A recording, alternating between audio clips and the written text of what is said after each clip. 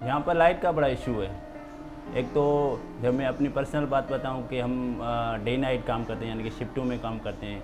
कभी 15 दिन नाइट में करते हैं, कभी 15 दिन जो है कंपनी में डे में करते हैं।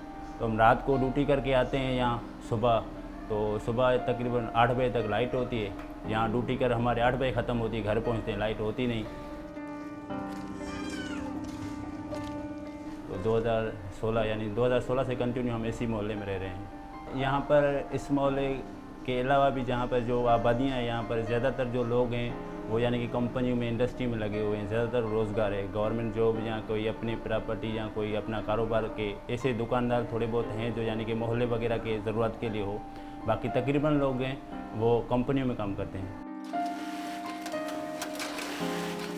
जो वर्कर कंपनियों में काम करते हैं तो आपको तो पता है अभी 32,000 बेसिक थी, तो अभी 37 का ऐलान हुआ है। हालांकि इस पर किसी कंपनी में अभी तक जो है अमल दरामद नहीं किया, किसी ने कंपनी नहीं बढ़ाई, वही 32 ही चल रही है। मगर 2 घंटे 1 घंटा ओवर टाइम मिला के यही 45 से 44-45 हज़ार एक वर्कर उठाता है। तो इसी बीच जो वर्कर है ना कंपनी में काम करने वाला, वो अगर नाइट ड्यूटी में है तो 2.5 से 3 घंटे भी दिन में नहीं सो पाता। तो यानी कि 12 में से 5-6 घंटे जाती है, 12 में से 12 घंटों में से। बाकी रात के औकात में 12 बजे आती है, 12 बजे से लेके सुबह 7-8 बजे तक होती है। मेरे साथ ही लड़का काम करता है, उसी का भी यही प्रॉब्लम है, छड़े क्वार्टर पे रहता है। उसकी भी नींद पूरी नहीं थी। रात को एक बार गिर गया, उसको एम्बुलेंस में लेके गए थे, फिर काम पे आया, फिर सुबह के टाइम गिर गया, नींद पूरी नहीं थी, डिप्रेशन की वजह से गर्मी उसको ऊपर चढ़ गई थी। तो अभी तक वो बेचारा बीमार पड़ा हुआ है। हमारे भी यही हालात हैं वर्कर के कि नींद पूरी ना होने की वजह से, एक तो लड़के जो मशीनरी का काम भी करते हैं तो नींद के झटके भी लग सकते हैं, लग भी जाते हैं, हादसा भी हुए हैं बहुत सारे लड़कों के साथ। तो ये प्रॉब्लम होते हैं काम की, बिजली ना होने की वजह से और नींद पूरी ना होने की वजह से। काफ़ी बार हमने छुट्टी कर ली ऐसी नींद पूरी ना होने की वजह से। फिर दूसरे दिन वार्निंग जारी होती है कि भाई क्यों नहीं आए, नेक्स्ट टाइम ऐसा किया तो हम आपको कंपनी से निकाल देंगे। प्रेशर तो करते ही करते हैं, अगर छुट्टी कर ली तो प्रेशर तो करते ही करते हैं। बहुत फ़र्क पड़ता है। यहाँ लाइट नहीं होती तो हवा का तो बाहर भले हवा चल रही होती है, देख रहे होते हैं बाहर दरख्त हिल रहे हैं दूर दूर, मगर यहाँ गलियाँ तंग होने की वजह से हवा नहीं आती।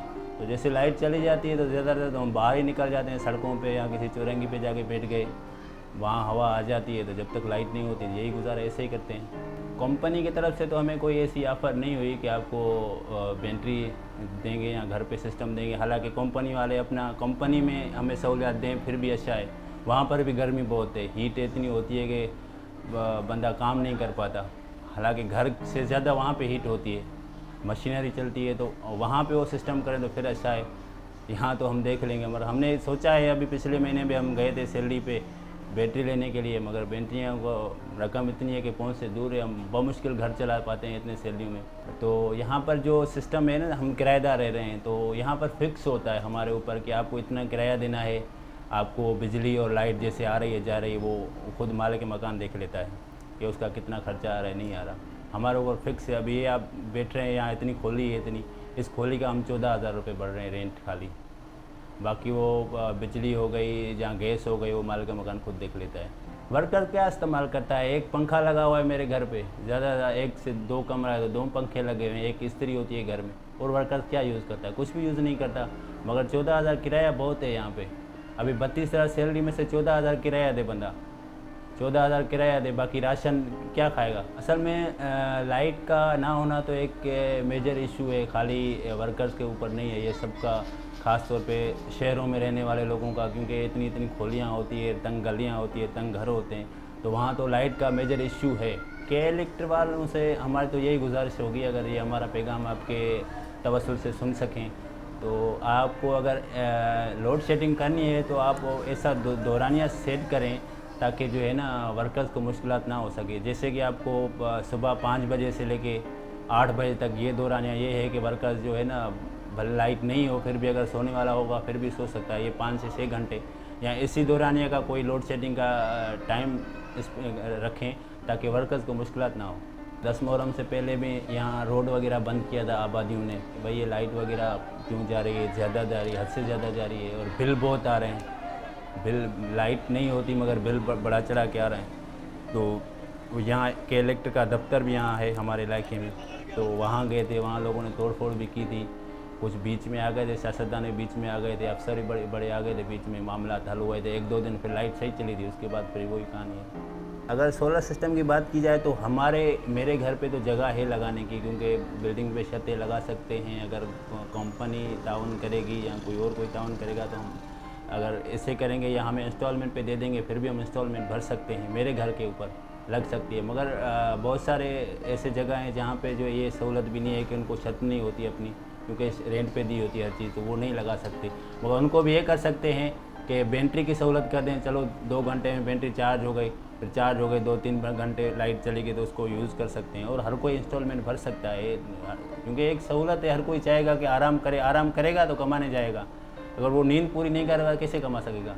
तो ये मेरी तो एक है कि मैं अगर इंस्टॉलमेंट पे मिल जाए सहूलत से तो मैं इंस्टॉलमेंट पे भी ले सकता हूँ, कंपनी की तरफ से ले सकता हूँ। मगर मेरे नज़रिए के मुताबिक बाकी लोगों की भी यही सोच है कि अगर ये चीज़ ऐसी सहूलत हमें मिल रही है तो हम लेना चाहेंगे। मेरी जो गारमेंट की फैक्ट्री है तो उसमें मजदूर जो थे तो डबल नुकसान होता है। पहली बात है, वो जब घर में होता है रात को तो बिजली नहीं होती, इनके पास तो सोलर एनर्जी और लगी हुई नहीं है, या इनके पास सबके पास यूपीएस भी नहीं है। चूँकि ऐसे इलाकों में रहते हैं जहाँ पॉपुलेशन ज़्यादा है, तो क्या होता है कि उसकी रातों की नींदें हराम होती हैं। कि जब वो नेक्स्ट डे मेरे पास आता है तो नेचुरली वो बस में बैठ के अगर आता है तो बस भी फुल ओवर क्राउडेड होती है, उसके भी नॉइज़ पोल्यूशन होता है, उसके भी धुआं निकल रहा होता है। तो वो जब फैक्ट्री में आता है तो काम शुरू करता है, तो मैंने अमूमन ये नोटिस किया है कि जब ज़ोहर की नमाज हो जाती है उसके बाद मज़दूर की एफिशिएंसी, प्रोडक्टिविटी कम होनी शुरू होती है। इसको ऐसा लगता है कि वो स्लो मोशन में काम कर रहा है, क्योंकि इसकी नींद नहीं हुई है। तो जो मज़दूर होता है जब लोड शेडिंग होती है इसके बाद वो काम करना छोड़ देता है। हालांकि लोड शेडिंग घंटे की होगी, आधे घंटे की होगी, 2 घंटे की, उसकी वजह हम पूछते हैं तो कहते हैं हमारी चाल टूट गई। देखिए, अगर आप डाइंग में हैं या आप प्लास्टिक में हैं या आप और कोई इंजीनियरिंग में हैं तो चाल नहीं टूटती। यहाँ चूँकि मजदूर, garment is a individual job, her garment वाला मजदूर, टेलर अपना माल बना रहा है, तो जब रुकावट आ जाती है तो वो अपना काम छोड़ देता है। इसका मतलब यह है कि जो उस सिलाई की मशीन जो मेरी है उस पर मुझे जो प्रोडक्शन निकालनी चाहिए थी वो प्रोडक्शन मैं निकाल नहीं सकता। तो मजदूर को पीस रेट अगर है तो उसको तनख्वाह इसकी नहीं मिलेगी, और मेरी प्रोडक्शन कम हो जाएगी तो मेरा जो प्लानिंग होती है, मेरा प्रोडक्शन स्केड्यूल होता है, उस पर भी बड़ा असर पड़ेगा। तो लोड शेडिंग लोग करते हैं सिर्फ कि बिजली गई, ये नहीं देखते हैं कि लोड शेडिंग से उसका फिल्टर डाउन इम्पैक्ट कितना आता है। अब क्या आपको ये तो पॉसिबिलिटी नहीं है कि हर स्मॉल एंड मीडियम एंटरप्राइज अपना पूरा जनरेटर सिस्टम बनाए या कोई ऐसा सिस्टम बनाए कि इसका कंटिन्यूस प्रोडक्शन हो रही हो। हाँ, ये बहुत सी फैक्ट्रियों में है, लेकिन उन फैक्ट्रियों में जिनमें नहीं है, और स्पेशली एसएमईज में, तो वो मैंने कहा आपको डबल नुकसान हो जाता है मजदूर के। उसकी हेल्थ तो गई है और इसकी चाल टूट गई और सनतकार की प्रोडक्शन नहीं मिली। इसको कंपनसेट किस तरह, कंपनसेट तो हम कर नहीं सकते। उसको ये कह सकते हैं कि भाई आप एक्स्ट्रा आवर्स बैठ जाओ, लेकिन वो ऑलरेडी उसकी तो चाल टूट गई है, तो वो तो एक्स्ट्रा आवर्स बैठने को तैयार ही नहीं होगा। हमारे जो मज़दूर हैं या हमारे जो वो मज़दूर जो लो इनकम वाले हैं, हम इनको सोलर इनके घर के ऊपर लगा दें ताकि उसकी कम से कम बिजली का तो उसको फ़ायदा हो जाएगा। इतना CSR करते हैं, कॉर्पोरेट सोशल रिस्पॉन्सिबिलिटी, और हम चाहते हैं कि भाई हमारे जो देखिए हमारा जो मज़दूर है वो हमारे हाथ हैं, वो काम करते हैं तो हमें इनकम आती है। हम तो नहीं सिलाई कर सकते फॉर एग्ज़ाम्पल, या मशीन चला सकते हैं, तो उसके लिए तो हमें वही मज़दूर चाहिए।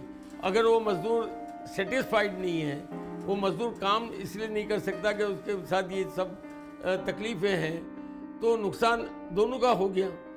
तो अगर कोई ऐसा फंडिंग हो जाए सिस्टम कि मज़दूरों को भी हम सोलर के पैनल और लगा दें, तो मेरे ख्याल से इतना बड़ा हम नेक काम कर सकेंगे। लोड शेडिंग से ज़्यादा जो बिजली के रेट्स हैं वो बढ़ते ही जा रहे हैं। जितना बढ़ते हैं इतना हमारी कॉस्टिंग आउट होती जाती है, जिसकी एक वजह जो फैक्ट्रियां बंद हो रही हैं वो कराची में इलेक्ट्रिक की वजह से है, बिलों की वजह से। सोलर एनर्जी पे जाना बाय चॉइस नहीं है, बाय मजबूरी है। बायोगैस तो ये नहीं, ये छोटी मोटी चीज़ें हैं, ये इतना फ़र्क नहीं पड़ता, विंड यहाँ लग नहीं सकता। तो रिन्यूएबल में हमारे लिए जो ओनली ऑल्टरनेटिव अगर सही मानों में वो सोलर, और जो सोलर में गए हैं तो लोग खुश हैं और लोग उसको बढ़ा भी रहे हैं।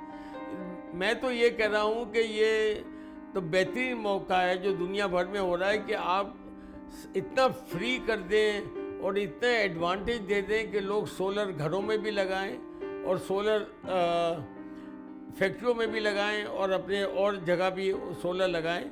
और ऐसे ऐसे फर्नेस ऑयल की से जो बिजली पैदावार होती है, आईपीपीस करते हैं, वो ऐसे ऐसे फर्नेस ऑयल को ख़त्म कर दें।